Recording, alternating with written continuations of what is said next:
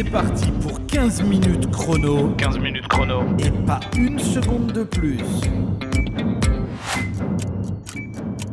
Depuis 1964, la France dispose d'un consulat général à Moncton.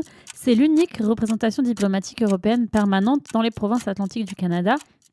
Et on va donc en parler aujourd'hui pour un 15 minutes chrono un petit peu particulier dans lequel on reçoit Valérie Duguay qui est chargée des affaires consulaires et qui nous explique quels sont les services consulaires qui existent dans les provinces atlantiques. Alors déjà, on pourrait dire que le service consulaire, c'est un peu l'équivalent d'une mairie ou d'une préfecture en France pour les Français de l'étranger. Notre rôle, c'est principalement d'accompagner les Français de notre circonscription dans toutes leurs démarches administratives avec la France. Les principales sont les demandes, les renouvellements de passeports et de cartes nationales d'identité. Après, ça peut être l'inscription consulaire, les élections. Il y a tout ce qui est état civil, nationalité. Et entre autres, parce qu'il y en a plusieurs, mais les principales sont celles-là. Comment ça se passe ? On parlait des élections. Il y a des élections au niveau consulaire ? Ou est-ce que c'est seulement les élections qui se passent les mêmes qu'en Europe ? Non, il y a des élections consulaires. On en a eu il y a tout récemment pour les conseillers des Français de l'étranger. Eux, ils sont élus pour 6 ans. Et sinon, après les consulats, au niveau de la partie élection, on fait aussi les scrutins pour toutes les élections nationales, donc présidentielles, législatives, européennes.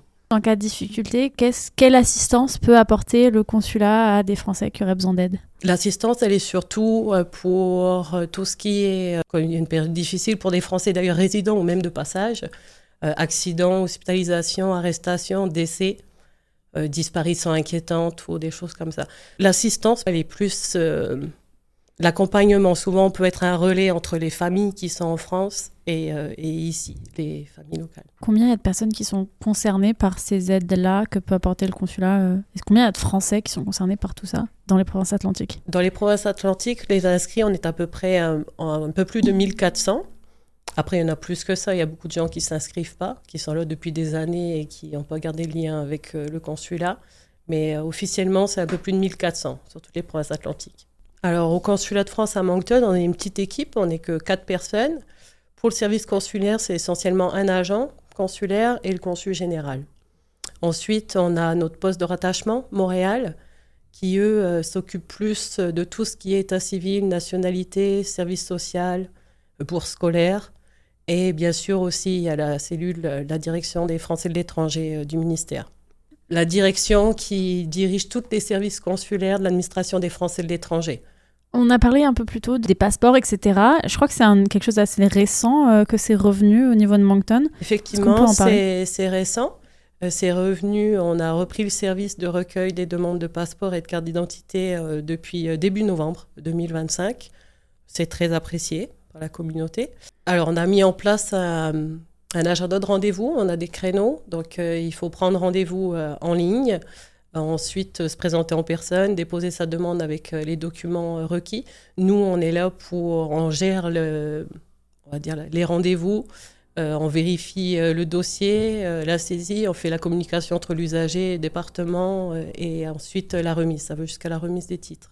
Avant ça, les gens étaient obligés d'aller à Montréal. Effectivement, c'est Montréal, ou sinon Montréal se déplaçait 2 fois par an dans la circonscription, ce qu'on appelait les tournées consulaires de recueil de passeports. Un peu une modernisation, ça fait quelques années qu'ils expérimentent, le ministère expérimente le renouvellement des passeports à distance, c'est-à-dire sans obligation de comparution auprès d'un consulat. Okay. Et du coup, c'est testé ça dans les provinces atlantiques ? Si, c'est testé pour la 2e année, c'est le Québec cette année, mais c'est pour tout le Canada, c'est le consulat de Québec qui est en charge de cette expérimentation cette année. L'année dernière, c'était Montréal. Donc ça veut dire que même si on habite au Nouveau-Brunswick, par exemple, si on veut ne pas se déplacer à Moncton pour avoir un rendez-vous, c'est possible d'essayer de le faire justement à distance avec ce système-là ? Oui, si on répond aux conditions, oui, c'est possible. Est-ce que vous connaissez les conditions ? Alors, la première, c'est être inscrit sur le registre des Français établis hors de France, avoir soit une identité numérique ou une identité La Poste pour pouvoir accéder aux services publics en ligne. Le passeport à renouveler doit avoir été délivré à la majorité de la personne et être expiré depuis moins de 5 ans, soit valide ou expiré depuis moins de 5 ans. Comment les gens peuvent s'inscrire du coup, s'ils veulent s'inscrire au registre ? Alors en ligne, l'inscription se fait en ligne. Toute l'information est disponible sur nos sites internet que ce soit notre site internet ou même celui du ministère des Affaires étrangères.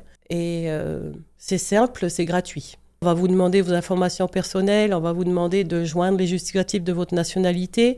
Donc ça peut être passeport, carte nationale d'identité, une photo d'identité et un justificatif de domicile, qui peut être une facture de téléphone, d'électricité. Ou... Pour voyager de nouveau en Europe, il y a un nouveau système qui va être mis en place dans les prochains mois. Est-ce qu'on peut le présenter Oui, c'est l'ETIAS. C'est un peu l'équivalent de l'AVE ou l'ESTA, l'AVE au Canada et l'ESTA pour les États-Unis.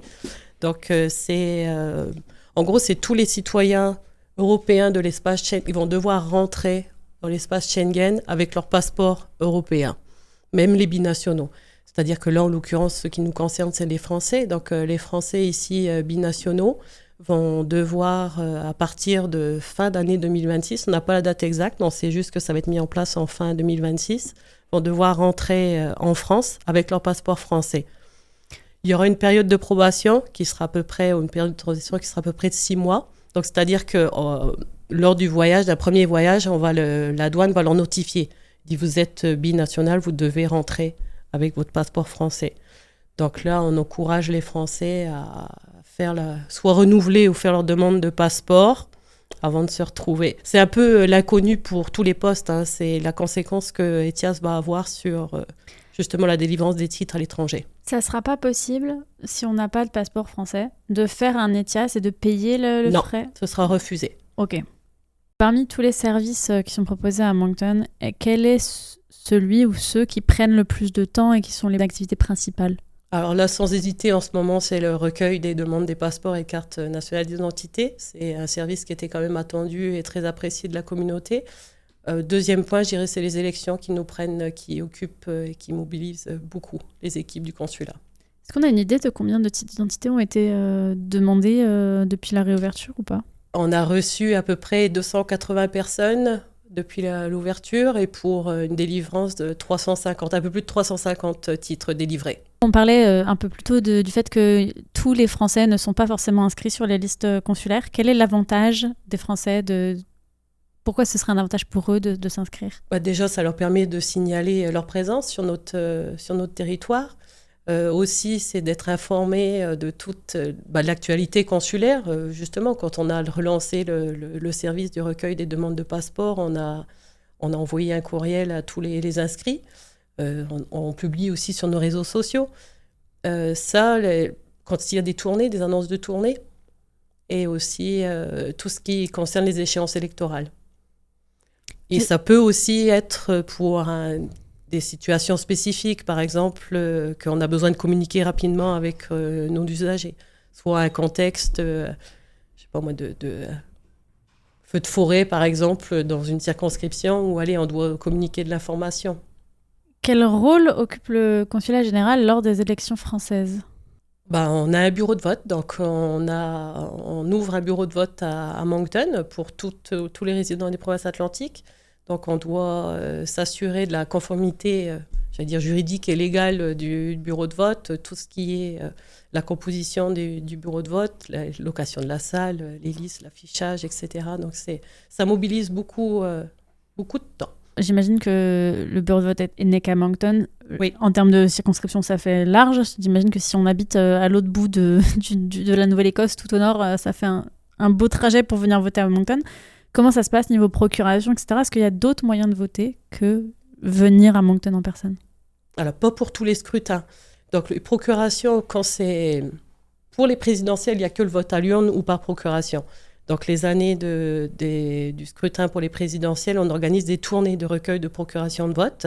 Là aussi, si on est inscrit, on reçoit l'information. C'est plus facile aussi d'être avisé qu'on fait une tournée de procuration. Ensuite, il y a tout ce qui est les législatives et les élections des conseillers consulaires. Il y a le vote en ligne qui existe. Mais là aussi, il faut être inscrit sur la liste électorale avec une adresse courriel et un numéro de téléphone pour pouvoir voter en ligne. Donc c'est un peu le défi, oui, c'est d'offrir un service aux Français de l'étranger, mais dans un pays aussi vaste que le Canada et une région aussi grande que des provinces atlantiques.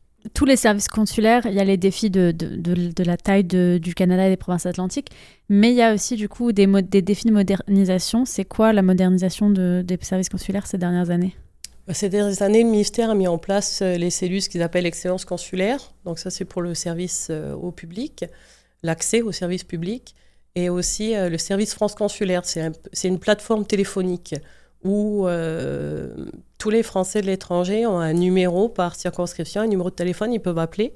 C'est surtout de l'accompagnement téléphonique pour des gens qui ont besoin de préciser, OK, par exemple, je n'arrive pas à prendre rendez-vous, pouvez-vous m'aider?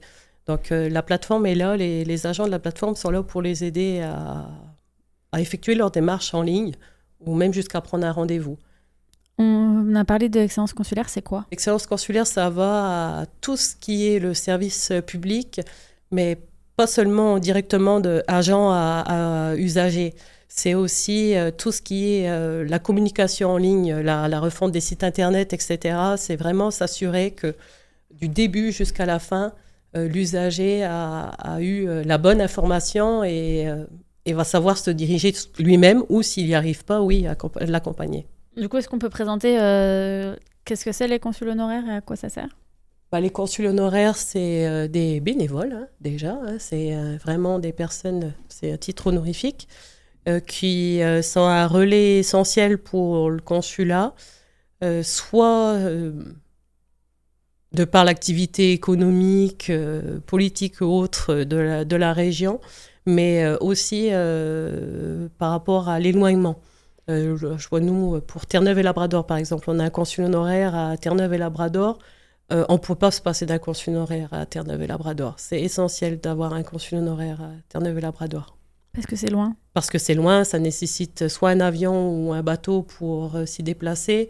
On a beaucoup de Français de passage aussi dans la région de Terre-Neuve et Labrador. Donc, dès qu'il y a un souci, il nous faut quelqu'un sur place. C'est le seul consul honoraire qu'il y a dans les provinces maritimes? Pour l'instant, oui. Est-ce qu'il y a l'objectif d'en avoir d'autres? Il y a l'objectif d'en avoir 2 autres. Où? Un à Halifax et un à l'île du Prince-Édouard. Et enfin, on a mentionné les tournées. Oui, les tournées consulaires. L'objectif, là, avec la reprise du recueil des demandes de passeport, c'est d'essayer aussi d'organiser quelques tournées consulaires de recueil. Il y en a une, pour sûr, qui sera faite tous les ans à Saint-Jean-de-Terre-Neuve, à Terre-Neuve. Le consul général est allé l'année dernière. Moi, normalement, j'y vais cet automne pour faire le recueil des demandes de passeport et de carte d'identité. Voilà donc pour ce petit récapitulatif des différents services consulaires disponibles au Consulat de France, le Consulat général de France à Moncton et à Halifax, qui est chargé depuis des années de proposer des services administratifs aux Français et Françaises résidant dans la circonscription des 4 provinces de l'Atlantique, donc l'île du Prince-Édouard, la Nouvelle-Écosse, Terre-Neuve et Labrador et le Nouveau-Brunswick. Et on en a discuté justement avec la chargée d'affaires consulaire, Valérie Duguet. Si vous souhaitez en savoir plus sur tous ces services consulaires, vous pouvez vous renseigner sur les réseaux sociaux du consulat, mais aussi sur le site internet ca.diplomatie.gouv.fr. Vous pouvez vous inscrire sur le registre consulaire et vous pouvez également appeler le service France consulaire au 506 317 2720. Retrouvez 15 minutes chrono sur internet, cmedia.ca.